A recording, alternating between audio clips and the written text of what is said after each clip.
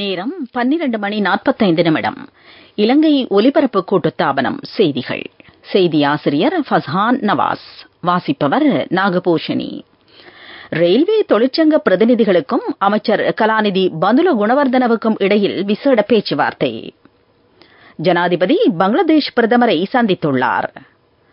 மனப்பாங்கு ரீதியான மாற்றத்தை கொண்ட இளைஞர் சமூகத்தின் அவசியம் வலியுறுத்தப்பட்டுள்ளது. முன்பள்ளி ஆசிரியர்களுக்கான கொடுப்பனவு அதிகரிப்பு. நாட்டின் ஆரம்ப சுகாதார சேவையை அபிவிருத்தி செய்ய நடவடிக்கை. இஸ்ரேலின் போர்க்கால அமைச்சரவையிலிருந்து முக்கிய அமைச்சர் ஒருவர் ராஜினாமா.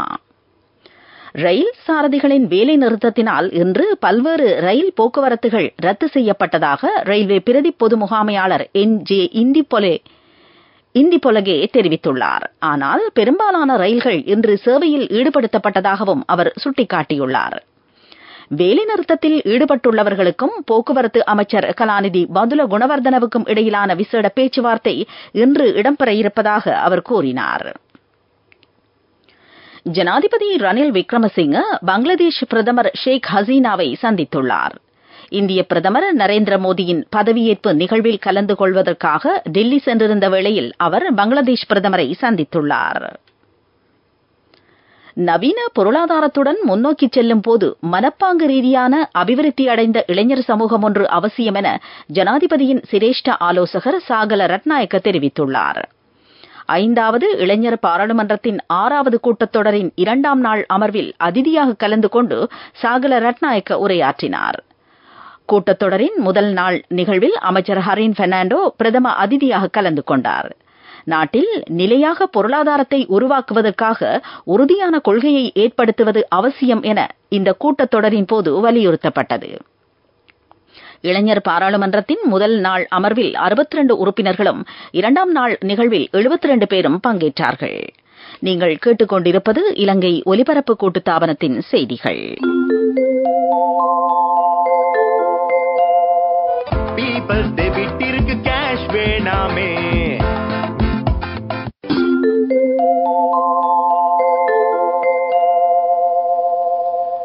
நாட்டின் முன்பள்ளி ஆசிரியர்களுக்கான மாதாந்த கொடுப்பனவு 2500 ரூபாவிலிருந்து 5000 ரூபாய் வரை அதிகரிக்கப்பட்டுள்ளது. கடந்த வாரம் கூடிய அமைச்சரவை இந்த தீர்மானத்தை எடுத்ததாக அமைச்சர் மஹிந்த அமரவீர தெரிவித்தார். நாடளாவிய ரீதியில் உள்ள 34,000 முன்பள்ளி ஆசிரியர்கள் இதன் மூலம் நன்மையடைய இருக்கிறார்கள். அங்குனுகொல பலஸ்த பிரதேசத்தில் இடம்பெற்ற நிகழ்வொன்றில் கலந்து கொண்டு அமைச்சர் இதுபற்றி கருத்து வெளியிட்டார்.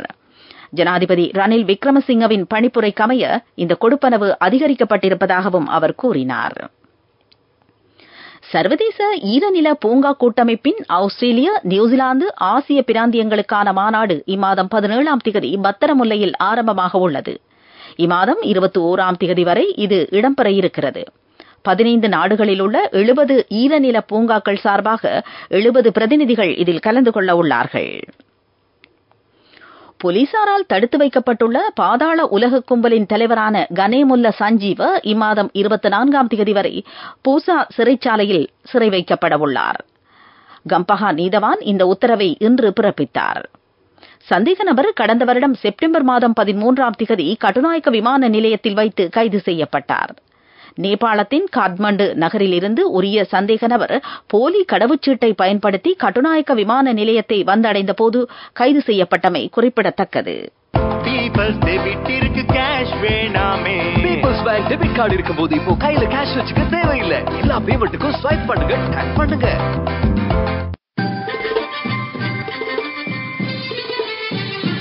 பிரதான செய்தி வழங்குவோர் ஒவ்வொரு வீட்டிலும் இருக்க வேண்டிய வீட்டு வைத்தியர் சித்தாலேப.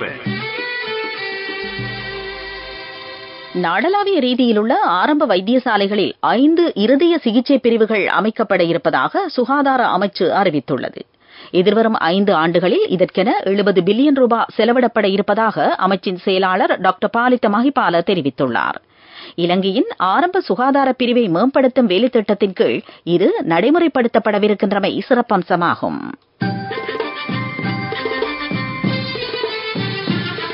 பிரதான செய்தி வழங்கியோர் ஒவ்வொரு வீட்டிலும் இருக்க வேண்டிய வீட்டு வைத்தியர் சித்தாலேபன்.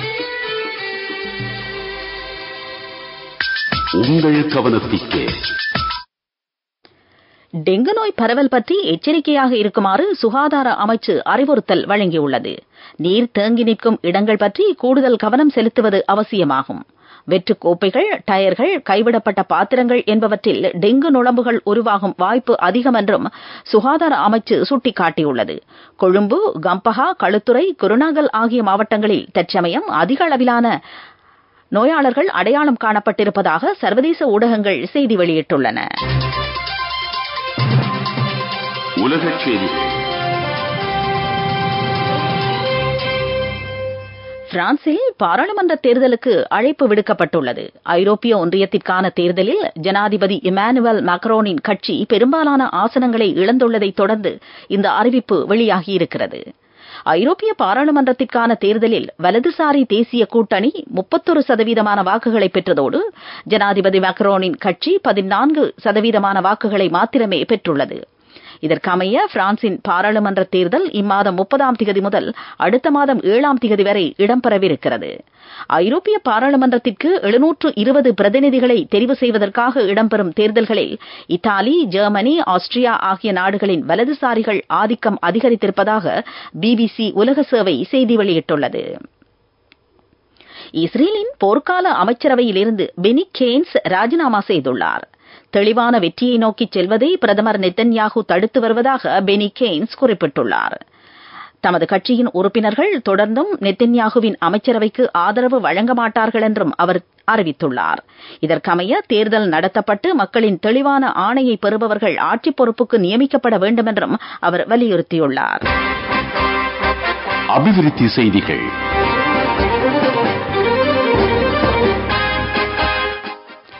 கொழும்பு நகரில் ஏற்படும் வெள்ளப் பிரச்சினையை தீர்ப்பதற்கான பல்வேறு வேலைத்திட்டங்கள் நடைமுறைப்படுத்தப்படுவதாக இலங்கை காணி நிரப்பல் அபிவிருத்தி கூட்டுத்தாபனம் தெரிவித்துள்ளது. அம்பத்தலை, நாகலகம் வீதி, செபாஸ்டியன் ஆகிய நீர்ப்பம்பிகளை அபிவிருத்தி செய்யவும் நடவடிக்கை எடுக்கப்பட்டுள்ளது.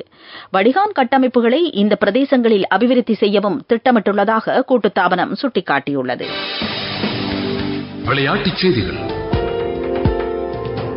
முதல் 6 ஓவர்களில் சிறந்த முறையில் ஓட்டங்களை பெற்றிருந்தால் இந்திய அணியுடனான போட்டியில் வெற்றி பெற்றிருக்க முடியும் என்று பாகிஸ்தான் கிரிக்கெட் அணியின் தலைவர் பாபர் அசாம் தெரிவித்துள்ளார். முதல் 6 ஓவர்களில் 40 அல்லது 45 ஓட்டங்களை பெற்றுக் கொள்வதற்கான இலக்கை அடைந்து கொள்ள முடியாத நிலை ஏற்பட்டதாகவும் அவர் சுட்டிக்காட்டியுள்ளார். பாகிஸ்தான் அணி வீரர்கள் திறமையான முறையில் பந்து வீசியமையினால் இந்திய அணியின் ஆட்டத்தை 120 ஓட்டங்களுக்கு வரையறுக்க முடிந்ததாகவும் அவர் சுட்டிக்காட்டியுள்ளார். வர்த்தக செய்தி அனுசரணை. பட்டதாரியாகும் போது, திருமணத்தின் போது, குழந்தை பிறப்பின் போது மற்றும் 25வது திருமண ஆண்டு நிறைவின் போது 50,000 ரூபாய் வரை விசேட அனுகூலங்கள். மாதாந்தம் 12,500 ரூபாய் வீதம் சேமித்திடும் ஸ்ரீ சேவிங்ஸ் சாம்பியன்களுக்கு மேலும் பணப்பரிசுகள். அரசு நிறுவனங்களில் பணியாற்றி ஓய்வூதியம் பெறுவோருக்கான புதிய சலுகை ஒன்றை SLT மொபிட்டல் அறிமுகம் செய்துள்ளது. உபகார என்ற சலுகை பொதி அறிமுகப்படுத்தப்பட்டு 15 ஆண்டுகள் பூர்த்தியாவதை முன்னிட்டு இந்த வசதி வழங்கப்படவிருக்கிறது. புதிய வேலைத்திட்டத்தின் கீழ் நவீன வசதிகளுடன் கூடிய ஸ்மார்ட் கைத்தொலைபேசிகளை தவணை கட்டண அடிப்படையில் கொள்வனவு செய்வதற்கான வாய்ப்பு வழங்கப்பட்டிருக்கிறது. மொபிட்டல் அலுவலகங்களுக்கு செல்வதன் மூலம் இது பற்றிய மேலதிக விவரங்களை பெற்றுக் கொள்ள முடியும். பட்டதாரியாகும் போது, திருமணத்தின் போது, குழந்தை பிறப்பின் போது மற்றும் 25வது திருமண ஆண்டு நிறைவின் போது 50,000 ரூபாய் வரை விசேட அனுகூலங்கள். மாதாந்தம் 12,500 ரூபாய் வீதம் சேமித்திடும் ஸ்ரீ சேவிங்ஸ் சாம்பியன்களுக்கு மேலும் பணப்பரிசுகள். பொருளாதார செய்திகள் அனுசரணை. அவசரத்தில் அங்கும் இங்கும் வைக்க வேண்டாம் தங்கமே. இப்போது தங்கப்போனுக்கு அதிகூடிய முற்படம். அலையுங்கள் 0115-880-400. LOLC ராம்சவி தங்க கடன் சேவை. பாதுகாப்பாக வைத்திருக்கும் நகைகளை அவசர தேவைக்கு வைக்கவிட. வரி வருமான திருத்த முறையில் இலங்கை முன்னேற்றமடைந்துள்ளதாக ராஜாங்க அமைச்சர் ரஞ்சித் சியம்பலாபிட்டிய தெரிவித்துள்ளார். இதன் மூலம் வரி வருமானத்தில் பல்வேறு நன்மைகள் இலங்கைக்கு கிடைத்திருப்பதாகவும் அவர் சுட்டிக்காட்டியுள்ளார். இலங்கையில் கூடுதலான வரி வருமானத்தை ஈட்டுவதற்கென இறைவரி திணைக்களம் பல்வேறு யோசனைகளை முன்மொழிந்திருப்பதாகவும் அவர் சுட்டிக்காட்டியிருக்கிறார்.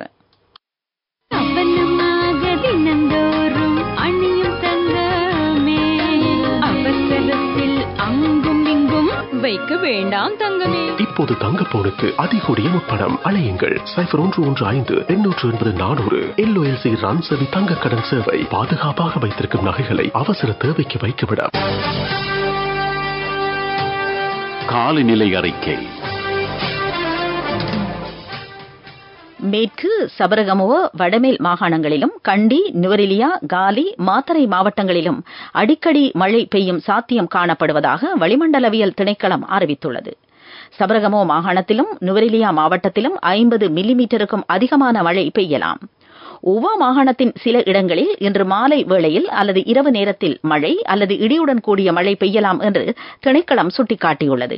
வடக்கு, வடமத்திய, வடமேல் மாகாணங்களிலும் திருகோணமலை, ஹம்பாந்தோட்டை, மொனரகலை மாவட்டங்களிலும் மத்திய மாகாணத்தின் மேற்கு சரிவு பிரதேசங்களிலும் காற்றின் வேகம் மணிக்கு 50 கிலோமீட்டர் வரை அதிகரிக்கலாம் என்று திணைக்களம் வெளியிட்டுள்ள அறிக்கையில் குறிப்பிடப்பட்டுள்ளது. காலநிலை அறிக்கை கேட்டீர்கள். இனி மீண்டும் தலைப்புச் செய்திகள். ரயில்வே தொழிற்சங்க பிரதிநிதிகளுக்கும் அமைச்சர் கலாநிதி பந்துல குணவர்தனவுக்கும் இடையில் விசேட பேச்சுவார்த்தை. ஜனாதிபதி பங்களாதேஷ் பிரதமரை சந்தித்துள்ளார். மனப்பாங்கு ரீதியான மாற்றத்தை கொண்ட இளைஞர் சமூகத்தின் அவசியம் வலியுறுத்தப்பட்டுள்ளது. முன்பள்ளி ஆசிரியர்களுக்கான கொடுப்பனவு அதிகரிப்பு. நாட்டின் ஆரம்ப சுகாதார சேவையை அபிவிருத்தி செய்ய நடவடிக்கை.